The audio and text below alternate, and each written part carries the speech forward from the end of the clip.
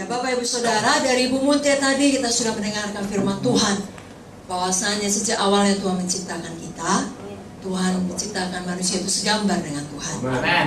Tapi kemudian manusia jatuh dalam dosa, tapi Tuhan tidak pernah mau rencananya gagal. Panggilan Tuhan dia tidak pernah menyesalinya. Sebabnya Tuhan memberikan jalan keluar, Yesus mati bagi seluruh umat manusia. Dan bagi kita yang bahkan sudah menyerahkan hidup melayani Dia, Tuhan mau memulihkan kita semua. Amen. Sebabnya saya dan saudara, kita buat komitmen, kita harus bertumbuh tiap hari lebih seperti Yesus. Amen. Dan Tuhan juga menciptakan kita berkuasa. Amen. Bukan untuk saudara sendiri tadi sudah sama-sama ketawa dan mengatakan bukan untuk dibodoh-bodohi setan. Baik secara langsung dia bicara dalam pikiran kita, ataupun melalui semua cara lain. Apakah situasi ataupun manusia yang bisa dipakainya, kita tidak akan mau lagi ditipu oleh setan. Amen. Bahkan kita lebih dari pemenang. Amin. Amen. Dari Kejadian 1 juga diajarkan kepada kita, kehendak Tuhan dari awalnya, Tuhan mau kita beranak cucu memenuhi bumi. Bukan hanya dengan anak badani, tapi terutama dengan anak rohani. Sebabnya saya dan saudara, sampai nanti kita pulang ke Yerusalem baru, tugas kita adalah untuk berubah dan berbuah. Amen. Dan kita tidak pernah lupa untuk melaksanakan amanat Allah. Amen. Tidak cukup hanya penginjilan, saya pikir sudah sangat jelas diterangkan oleh Ibu Munte. Hendak Tuhan yang sempurna bagi kita adalah kita membangun gereja Tuhan. Membangun tubuh Kristus. Karena di dalam gereja lah kita dapat mengajari jiwa-jiwa tersebut, membaptiskan mereka, mengajari terus-menerus dengan firman, sehingga mereka benar-benar menjadi murid. Amin, saudaraku. Dan hari ini kita juga diingatkan oleh Ibu Munte kita, di dalam kita melakukan itu semuanya, kita harus setia, kita harus bertekun, bahkan melakukannya hanya untuk Tuhan. Amen. Ya, bukan untuk motif yang salah, bukan untuk kekayaan, bukan untuk ketenaran, bukan untuk kesenangan, untuk kenyamanan duniawi, apa yang dikejar dunia ini, tidak. Tapi kita betul-betul mencari dahulu kerajaan Allah dan kebenarannya. Bahkan sesuai dengan kesaksian tadi, bagaimana beliau melayani di Vietnam, bagaimana situasi di sana, sesuai dengan apa kata firman, bahkan kita harus melakukannya dengan tersembunyi. Izinkan saya membaca dari buku Matius 6, ayat yang keempat berkata, hendaklah sedekahmu diberikan dengan tersembunyi, maka Bapamu melihat yang tersembunyi akan membalasnya kepadamu.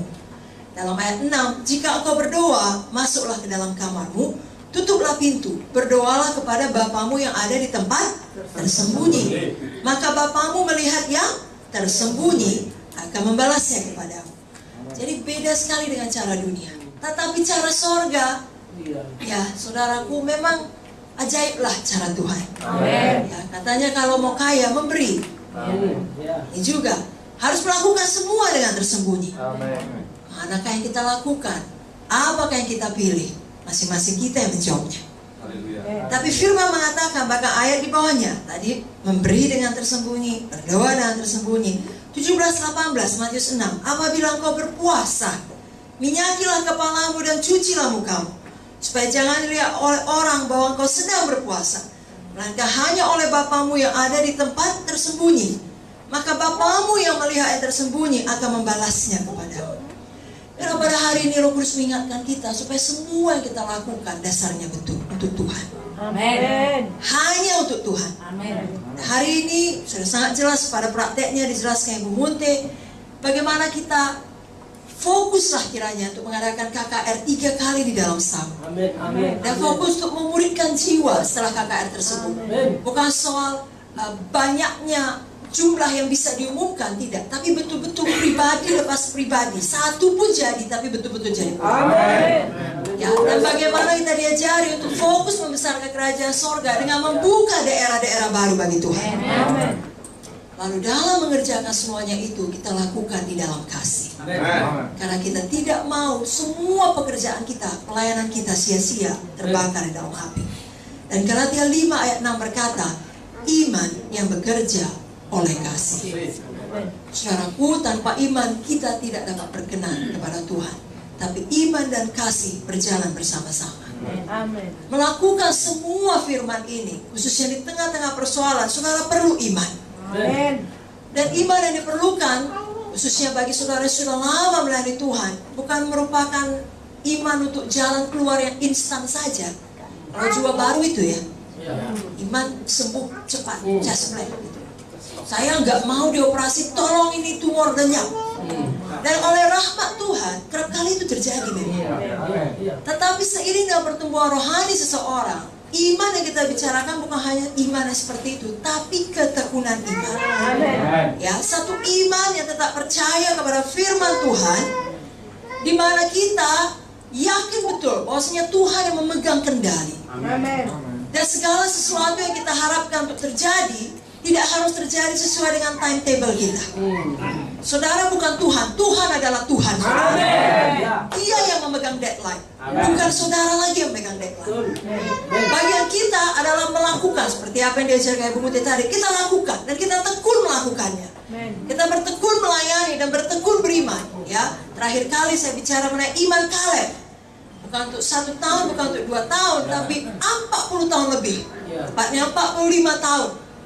Dan juga bertekun ketika ada masalah yang berat.